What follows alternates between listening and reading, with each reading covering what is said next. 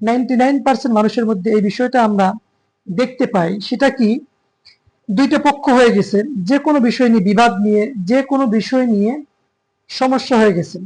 এখন আমরা দেখি কি, আমার বাবা যেদিকে, আমার আত্মীয় স্বজন যেদিকে, আমার ভাই ব্রাদার যেদিকে, আমার গোষ্ঠী যেদিকে, আমরা কি করি, সেই দিকে পক্ষ অবলম্বন করার চেষ্টা করি, বা নানান ধরনের যুক্তি তর্ক দিয়ে হলেও আমরা আমার আত্মীয় স্বজন, আমার গোষ্ঠী, আমার পাড়া প্রতিবেশী, যদি কোথাও পাড়া প্রতিবেশী নিয়ে দুইটা পক্ষ হয়ে যায়, আমরা আমার পাড়া প্রতিবেশীর পক্ষে অবলম্বন করার চেষ্টা করি। এই হলো বিষয়। তো এখন আমি বলতেছি না যে পক্ষ অবলম্বন করা যাবে না, এমনটা না, কিন্তু আমাদের তার আগে যাচাই করা দরকার যে আসলে আমি আমার বাবার পক্ষে অবলম্বন করতেছি, আত্মীয় স্বজনের পক্ষে অবলম্বন করতেছি, আমার ভাইয়ের পক্ষে অবলম্বন করতেছি, কোথাও গ্যামজাম হয়েছে, আমার ভাই একটা পক্ষ আর একটা পক্ষ হতে পারে, তো সেখানে আমরা গিয়ে আমার ভাইয়ের পক্ষে অবলম্বন করা শুরু করে দিই।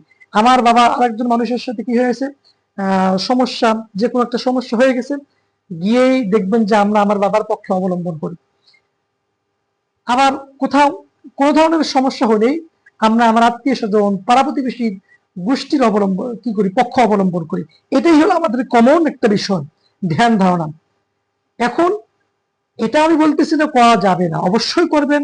আমাদের বাবার পক্ষে আমরা থাকবো, আত্মীয় স্বজনের পক্ষে থাকবো, গোষ্ঠীর পক্ষে থাকবো, তবে তার আগে, হ্যাঁ, তার আগে আমাদের এতটুকু যাচাই বাছাই করা দরকার যে আসলে আমার বাবা যে বিষয়টা নিয়ে গ্যামজাম শুরু, দুইটা পক্ষ হয়ে গেছে, আমার ভাই যে বিষয়টা নিয়ে দুইটা পক্ষ হয়ে গেছে, আমার গোষ্ঠী, আমার পাড়া প্রতিবেশী নিয়ে যে দুইটা পক্ষ হয়ে গেছে, আমি যার পক্ষে অবলম্বন করতেছি আদৌ কি এই বিষয়টা নিয়ে আমি জানার চেষ্টা করছি কিনা, যে যাচাই বাছাই করছি কিনা, আসলে কার দোষ বিষয়টা, এতটুকু কিন্তু আমরা যাচাই বাছাই করি না।